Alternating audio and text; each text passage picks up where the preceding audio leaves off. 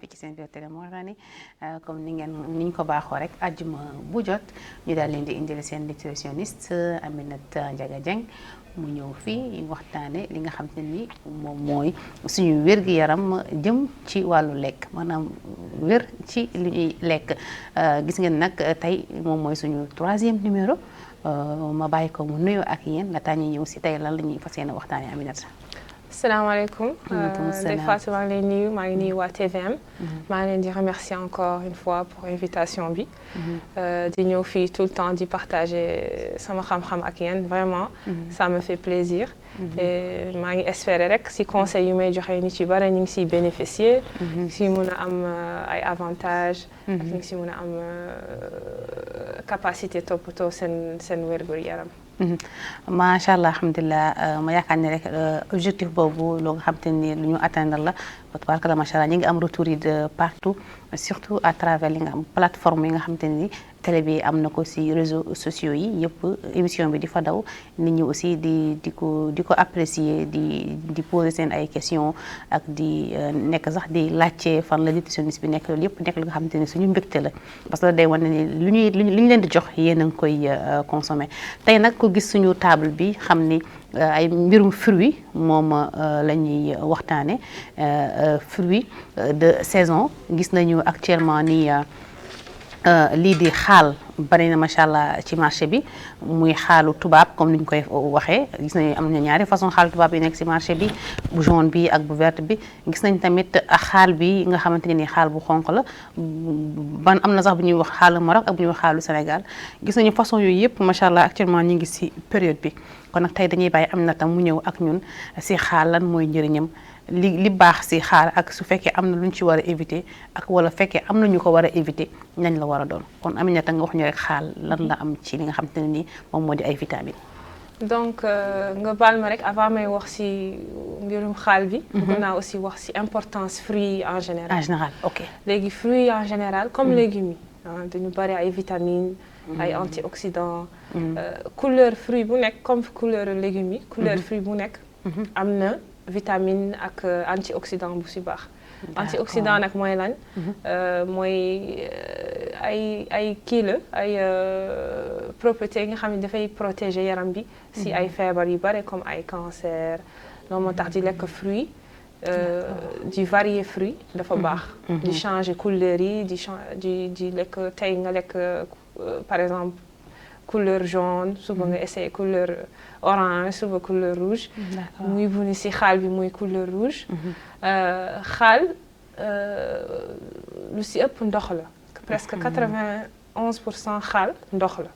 donc déjà dafa baax ci rein. dafa baax ci santé rein. ak santé foie dafay raxas rein foie dafay raxas rein. léegi vitamines yu ci nekk yi mooy vitamine A am nga vitamine C. donc vitamine C aussi dafa baax ci immunité. na la protéger ci ay infections. surtout ci période Covid bi instant bi. baax na ngay consommer vitamine C bu baax nit souvent soo waxee vitamine C. orange la ñuy njëkk a xalaat mais xaal am na vitamine C. ak ñàkk la tere nelaw. vitamine C ak ñàkk la tere nelaw waaw. mais pas tout le temps. par exemple xaal contrairement même fekkee dafa am vitamine C. dafa am lu ñuy wax mélatonine benn hormone la nga xam ni. dafay favoriser nelaw.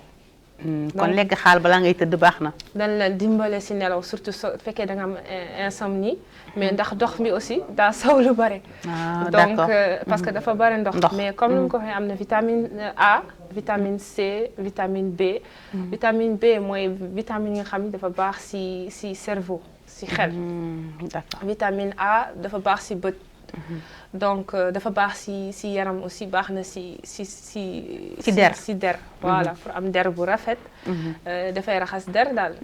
donc am na vraiment propriété yu bari te baax na aussi ci ñu am tension. d'accord xaal baax na si am ñu am tension parce que dafay régulariser kii deret bi si yaram bi circulation deret bi donc baax na pour si ñu am tension pour éviter ay AVC dafa baax si xol tamit donc vraiment fruits yëpp daal am na lu si baax am na te dégg naa Yonent bi sallallahu alayhi wa sallam dafa bëggoon xaal dafa bëggoon xaal ndax ndox bu si nekkoon bi ak yeneen yu si nekk comme yu ma wax dafa baax si tension baax na si articulation surtout ñi nga xam ne dañu am arthrite mooy yaram yiy metti ak yax yiy metti xaal baax na si tamit donc xaal baax na si ñu am arthrite ñu am tension bëggu moytu xam nga li tax mu baax si tension parce que dafa am aussi minéral bu ñuy wax potassium léegi potassium mooy tax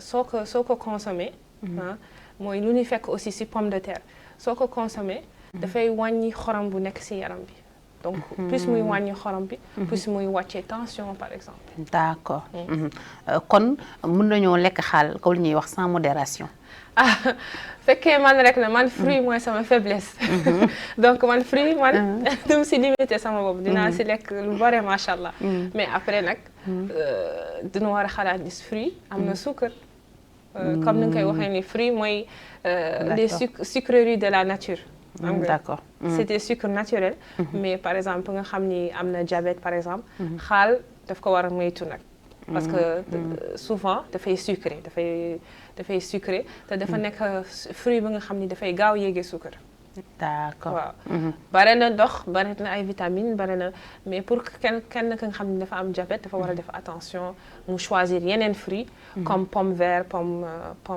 pomme rouge ak pamplemousse yi wax yi daal mooy pour diabétique yi malheureusement diabétique yi moom ñoom ak fruits yu neex yi ñoom mango ñoom xaal ñoom ñëpp ñoom malheureusement yu kii mais man dama yaakaaroon sucre yi nekk si comme ni ngay wax sucre naturel yi dama yaakaaroon ni amul benn kii amul benn danger. c'est naturel mais ba tey suukar la. xam nga dafay yéege sa suukar pour nga xam ni nit bu nga xam ni amoo diabète d'accord amoo danger. nga xam ni amoo diabète yaa ngi lekk correctement c'est-à-dire am nga alimentation équilibrée bu variée yaa ngi def sport yaa ngi def activité physique xam nga yaa ngi bouger nekkuloo kuy toog rek. amul danger d'accord mais que nga xam ni dafa am diabète xam ni lu tuuti rek lu am suukar mun na yéegee suukaram loolu mooy danger parce que suukar bu yéeg aussi loolu mun na indi yeneen feebar mun na indi AVC mun na indi pour am diabète yeneen problème pour que am diabète voilà donc ku am diabète daal da nga war a def tout le temps attention léegi ku bëgg moytu suukar aussi pareil après moom daal modération rek d'accord donc modération si yëpp léegi li am si xaal bu rouge bi est-ce que moo am si xaal bu jaune bi léegi si xaal comme ni mu ko waxee sànq couleur yi dafay différencier lan moo nekk si biir ok surtout antioxydants yi nekk si xaal nekkul si melon et cetera léegi suñu ñëwee si couleur yi orange yi jaune yi mooy groupe xaal yi orange banane yooyu yëpp yaa ngi am vitamine A si xaal bu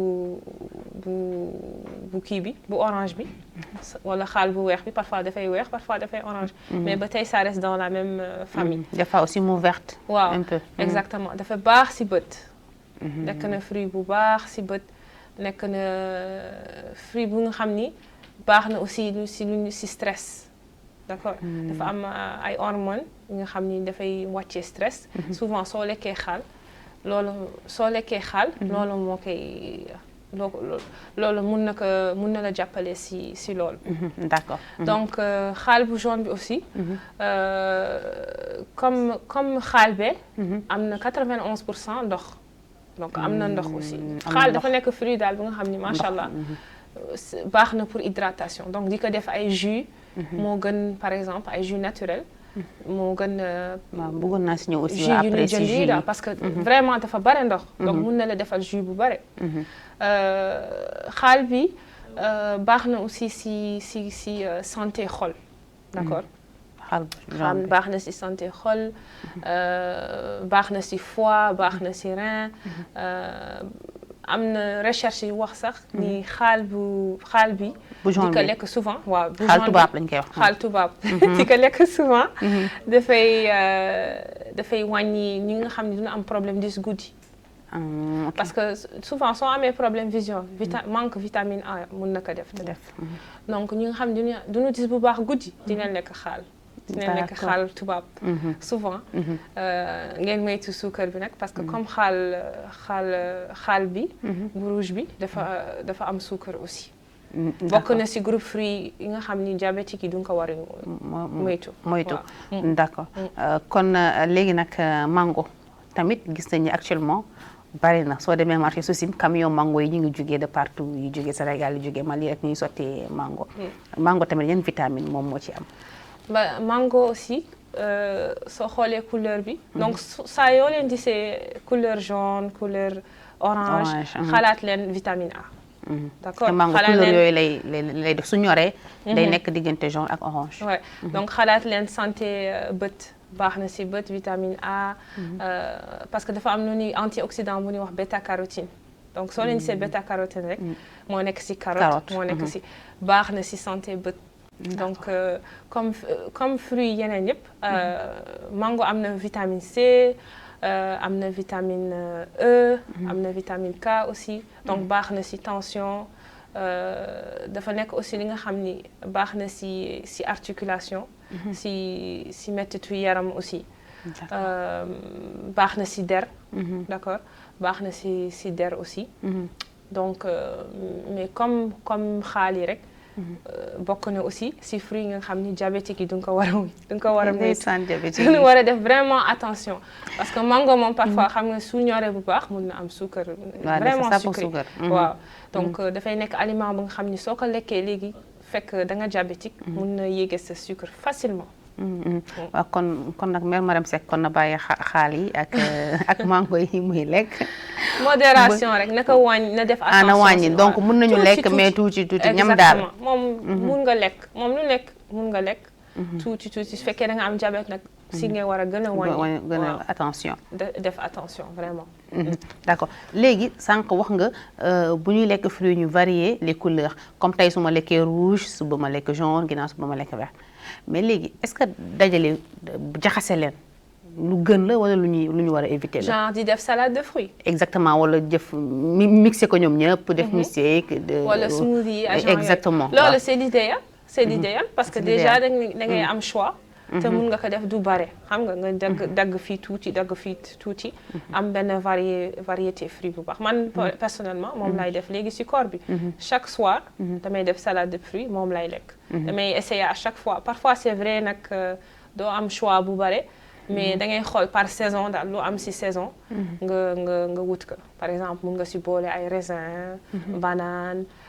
mais tuuti rek nga def ay quantité yu ndaw nga def attention ci suukar bi nga def sa salade de fruits pour yokk variété bi parce que fruit moom comme légume plus nga koy lekk plus muy baax ci digestion parce que dafa bare fibre aussi donc dafa baax ci digestion mais ànd ak ndox bu bare donc di naan ndox bu doy pour éviter comme les légumes kon waaw plus ngay lekk fruit da nga plus da nga war a di naan ndox exactement donc ndax fibre bu ci nekk bi quantité fibre bu ci nekk bi léegi pour les fruits aussi c'est la même chose pour éviter mu lay constiper par exemple fruits moom souvent nit yi suñu amee constipation directement dini xalaat orange naan jus d'orange non def leen variété fruits ngeen lekk ko ngeen naan ndox bu bari loolu dana soulager estomac bi dana soulager intestin yi pour mun a faciliter élimination.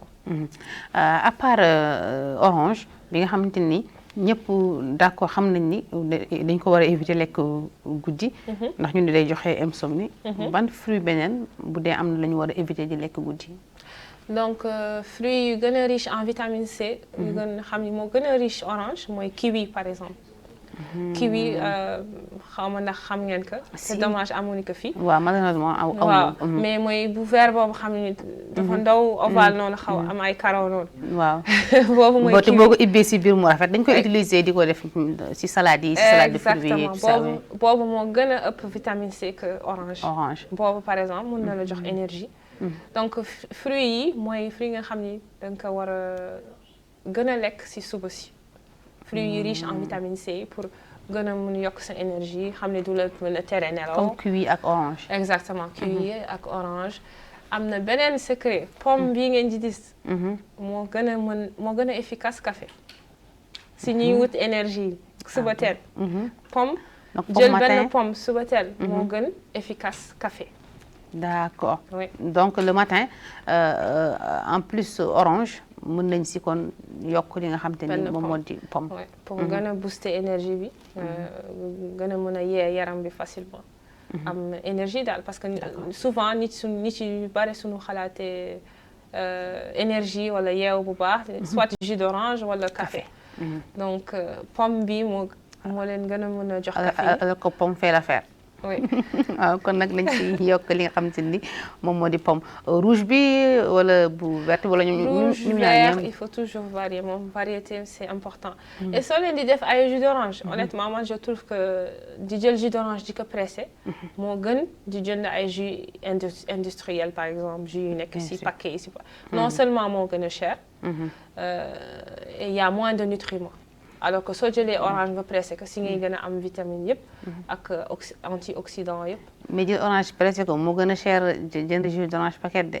ah mais soo xoolee bu baax. jus d'orange paquet yi souvent. moo gën a cher orange si boppam kilo orange par exemple.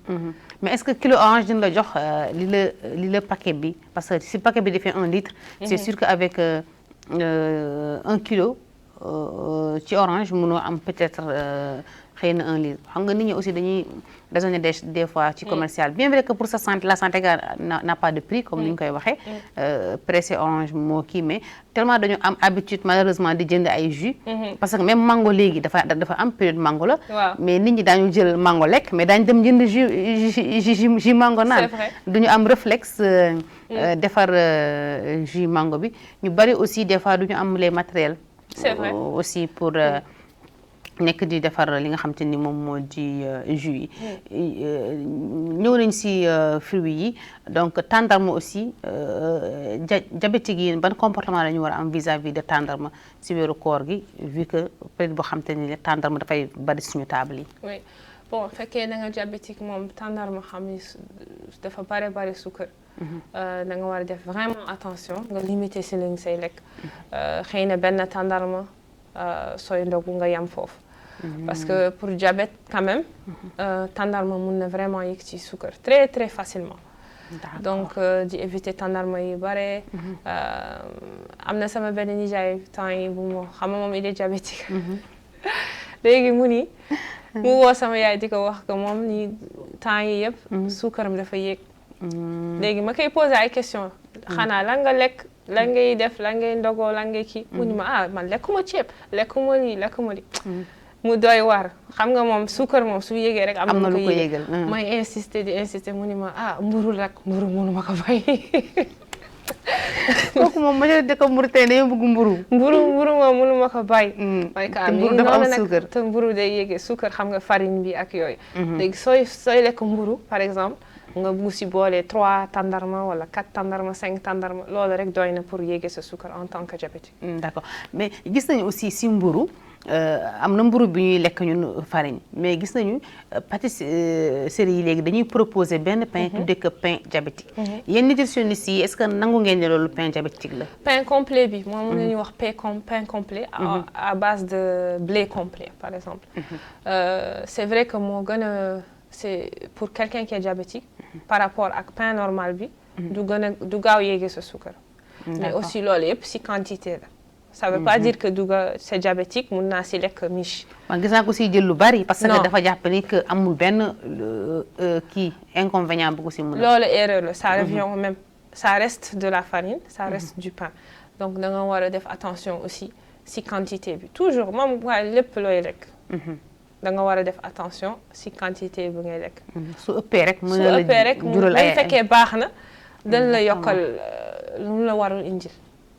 donc il faut pas abuser.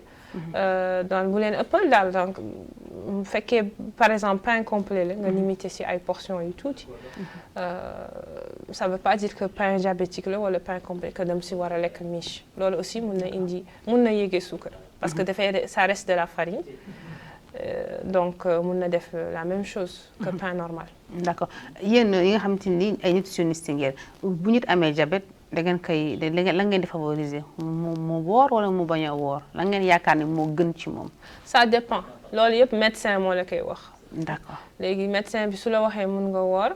après nga jublu ci nutritionniste bi mu wax la lan nga war a lekk lan ngay war a def lan nga parce que médecin mooy xam dosage garab yi ngay jël.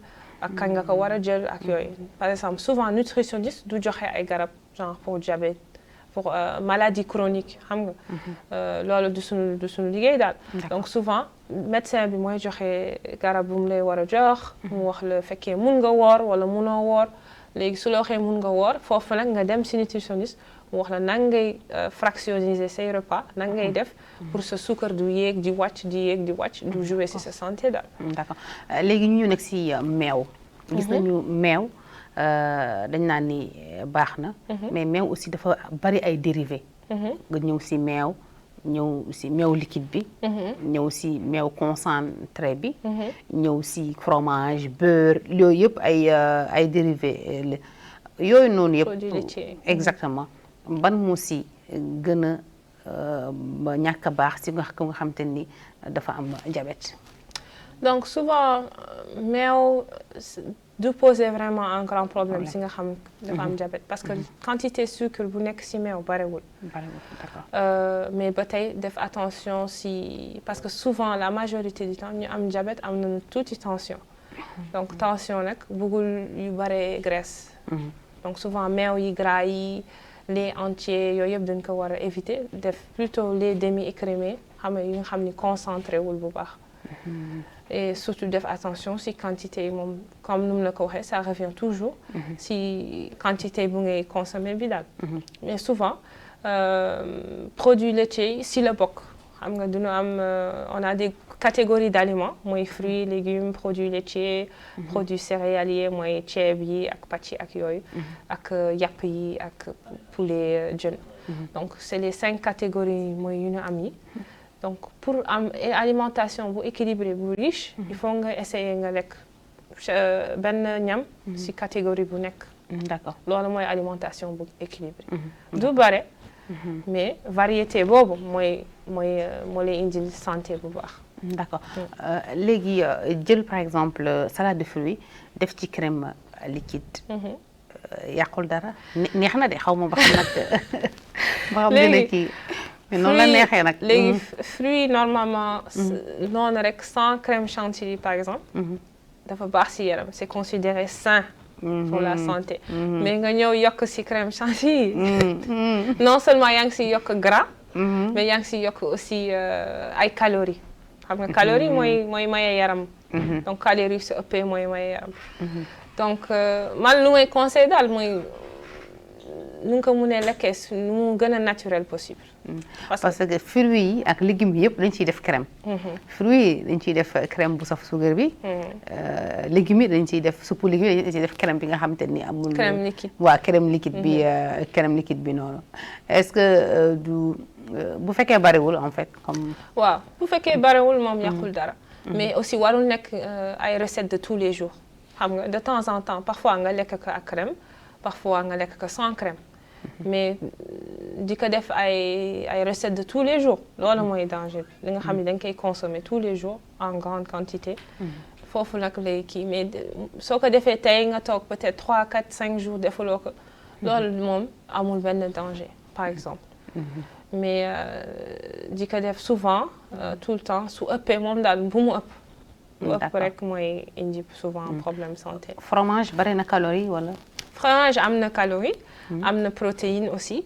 donc fromage meew ay aliments yi nga xam ni c'est important ci santé yax. donc produits laitiers yëpp soo xalaatee mooy santé yax parce que moo am calcium. soo déggee calcium xalaatal yax. calcium vitamine D te vitamine D majorité population bi fii Mauritanie tey Nouakchott duñu am carence maanaam duñu manqué vitamine D. waaw gis naa ko du bari. waaw donc c'est dû à quoi. c'est dû au manque xam nga vitamine D première source bi mooy naaj. te ñun duñu ragal naaj. mais ñun bari nañ naaj de même boo ragalee naaj boo duggee si taxi naaj dina la jàpp. soo doxee dem tali naaj dina la jàpp. souvent nit ci bari loolu ni may wax mais pour naaj bi nga mën a absorber vitamine D. da nga war a nekk si naaj bi. contact direct pour ñii di bronzer quoi. waaw da nga war a nekk contact direct genre nga génn si naaj bi nga def 15 minutes 20 minutes si naaj bi xam ni naaj bi mi ngi laal sa yaram directement genre je ne suis pas couverte. xam nga sama yaram dana gis naaj bi. kon bronzer daal donc pas bronzer genre bronzer pour nga bronzer da nga war a des si naaj bi peut-être 30 minutes plus. mais juste 15 minutes 20 minutes juste nga am benn vitamine D. mais ñun jigéen ñi dañu bëgg wut teint di daw naaj de. loolu laa lay wax souvent suñu génnee. dinañ muuru. dinañ sol ay gants dinañ masqué wu dinañ daw naaj bi daal koo wax naaj mun la am ñoo xam ne duñu génn sax bëccëg. waaw guddi rek la ñuy souvent ñuy génn ñëw cabinet. ñu nga xam ne dina am carence vitamine D.